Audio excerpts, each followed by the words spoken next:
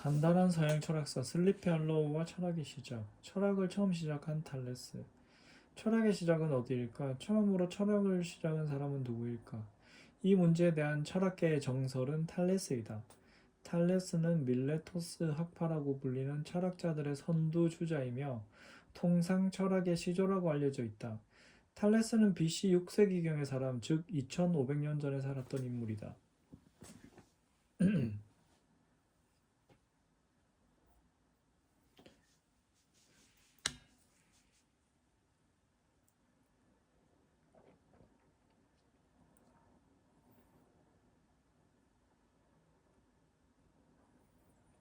탈레스의 철학을 설명하기 위해서 슬리피 할로우라는 영화를 함께 소개하는 것이 좋겠다.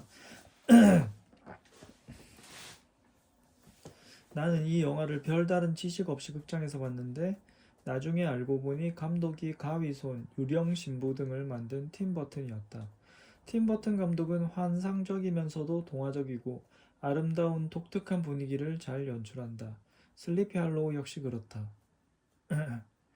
영화 슬리피 할로우의 이야기 줄기는 신과 영혼으로 사물을 설명하는 고대의 사고방식이다. 1799년 미국 시골 마을 슬리피 할로우라는 곳에서 4일 만에 3명의 사람이 머리가 절단된 채 살해되는 연쇄살인이 일어난다. 뉴욕의 사법관들은 치안감 이카보드를 파견한다.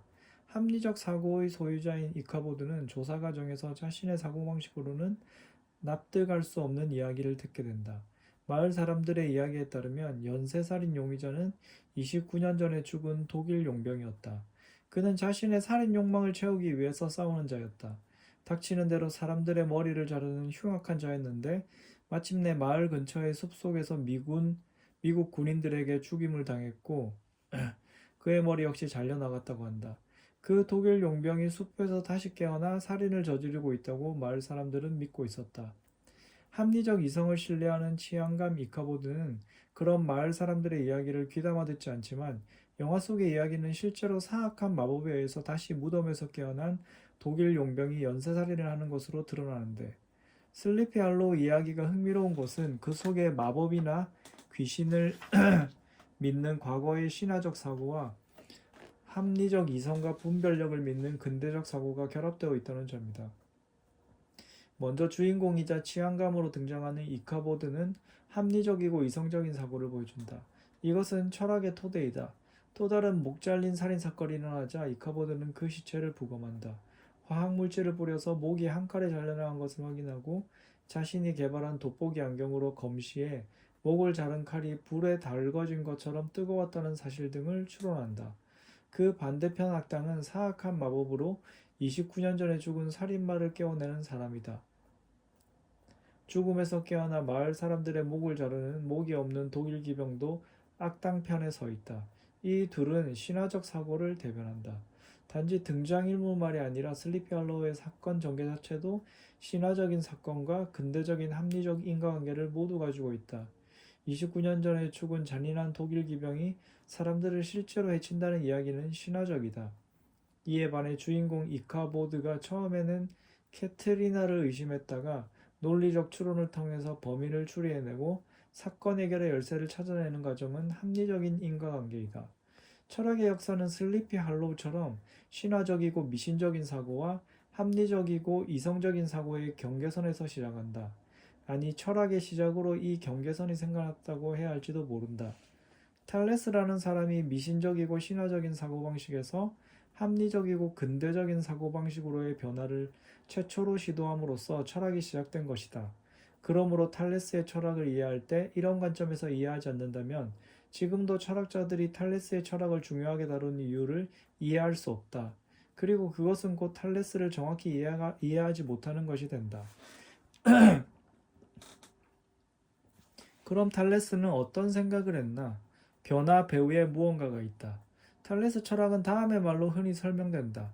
세상은 물로 되어 있다. 혹은 세상의 근본 재질, 아르케는 물이다. 이 말이 탈레스 철학의 핵심을 보여주는 것은 맞다. 그런데 문제는 이 말을 어떤 방식으로 이해하는가에 있다. 이 말을 단순하게 이해하면 요즘 초등학생들도 고지 듣지 않을 만큼 낡은 생각에 불과하다. 오늘날 우리는 세상의 모든 것이 원자로 되어 있으며 탈레스가 세상의 근본 재질로 지적한 물조차도 원자로 되어 있음을 알고 있다. 하지만 학자들이 탈레스의 철학을 여전히 연구하는 이유가 있다. 세상은 물로 되어 있다라고 말한 탈레스의 생각의 근본 사고방식을 이해하는 것이 중요하기 때문이다. 그것은 다종다양하고 변화무쌍한 세상의 사물들 배후에는 단순하고 불변하는 것들이 있다는 생각이다. 오늘날 우리는 그것을 원자라고 부르지만 탈레스는 그것이 물일 것이라고 생각했다. 원자와 물은 다르지만 기본적인 사고방식은 동일하다. 탈레스의 이런 사고방식이 얼마나 획기적인 것이었는지를 이해하기 위해서 그가 살던 당시의 세계를 이해해보자. 당시의 히랍은 신화적 사고가 지배하던 시대이다. 다음과 같은 이야기도 탈레스 이전의 사고방식에 근거한다.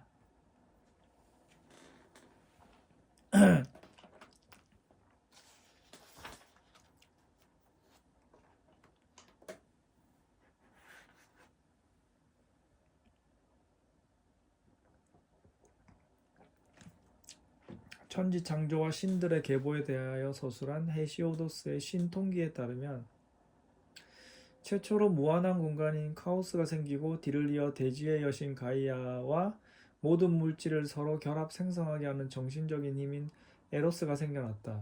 카오스는 최초의 우주 상태이며 하늘과 땅의 구별이 없고 혼돈과 무질서 그 자체인 상태를 말한다.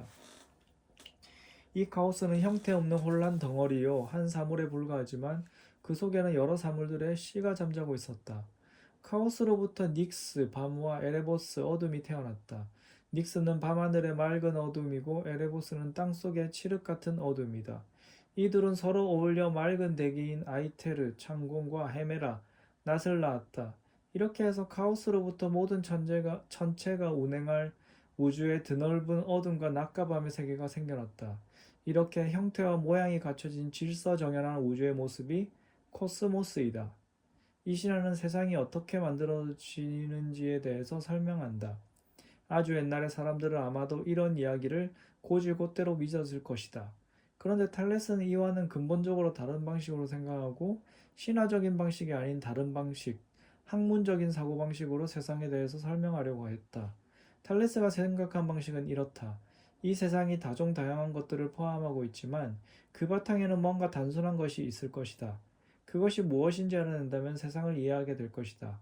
탈레스가 그 답을 물에서 찾은 까닭은 아마도 물이 기체, 액체, 고체 상태를 모두 보여주고 또한 모든 식물과 동물이 물을 먹어야 살 수 있으며 또 아침에 바위에 이슬이 맺히는 등의 현상을 쉽게 관찰할 수 있기 때문일 것이라고 학자들은 생각한다.